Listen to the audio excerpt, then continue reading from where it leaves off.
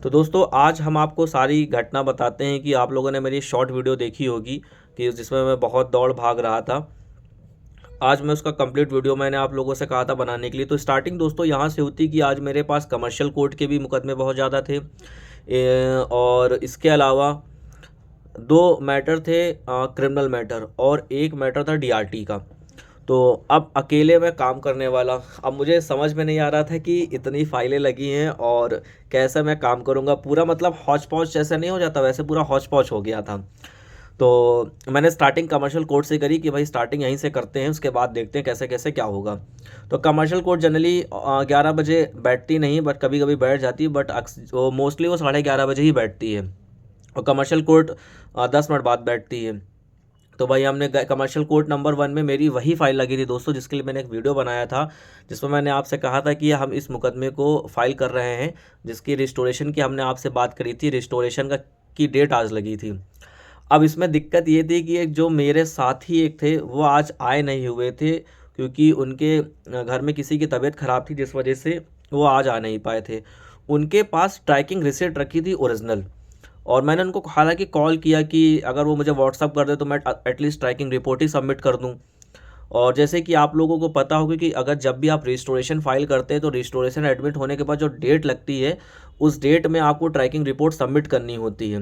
जो आप यहाँ पे समन इशू करते हैं उसकी आपको रिपोर्ट यहाँ पे सबमिट करनी होती है। किस लिए सबमिट करनी होती, ताकि कोर्ट को आप ये बताएंगे कि जो हमने यहाँ से एड्रेसी को डिलीवर्ड हो गया है और एड्रेसी इंटरेस्टेड नहीं है, या एड्रेसी आ नहीं रहे, पहले भी नहीं आ रहे थे, मतलब आपको कोर्ट में आर्गूमेंट किया, तब वो फाइल को रिस्टोर किया जाता है। ठीक है, उसके बाद फाइल जैसे चलती फिर वैसे अपना कोर्ट के हिसाब से चलती रहती है।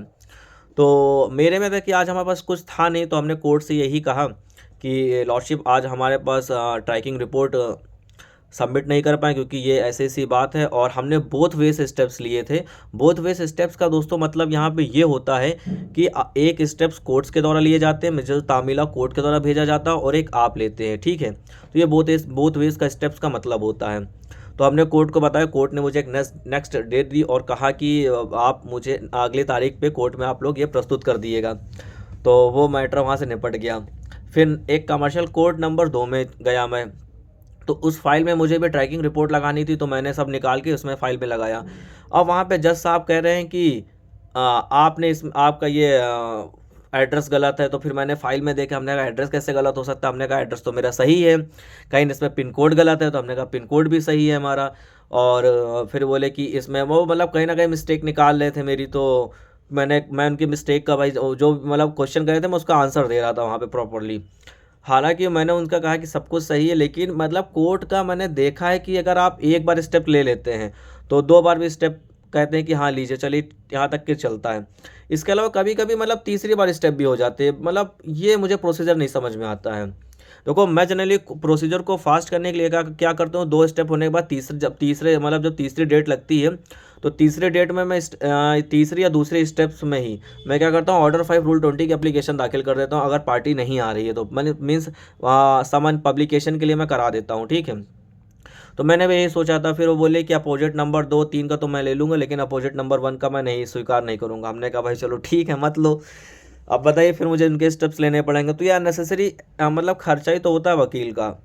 तो अब ये बातें मतलब क्लाइंट्स नहीं समझते हैं। सब बातें क्लाइंट को लगता है कि नहीं वकील साहब तो बस पैसा ले लिए, खाली काम वाम तो मतलब बस लूटते हैं। मतलब जनरली आदमी का यही प्रिजम्पशन ऑफ माइंड बना है कि बस वकील लूटने के लिए ही बना है। ऐसा नहीं होता है यार, चीज़ें मतलब बहुत दौड़ते हैं, हम लोग बहुत कोर्ट से रिक्वेस्ट करते हैं, तो ये सारी चीज़ें होती हैं। तो फिर उसके बाद कहाँ गया, फिर मैं भागते भागते मैं क्रिमिनल कोर्ट की तरफ बढ़ा, क्योंकि टाइम हो रहा था।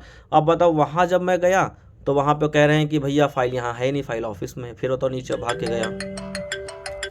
तो ये सारी चीज़ें मतलब चलती रहती हैं कोर्ट में। तो कोर्ट का मुझे सिस्टम कभी कभी बहुत ख़राब लगता है, ये स्पेशली कभी कभी जो क्रिमिनल कोर्ट्स बनी हैं इनके लिए।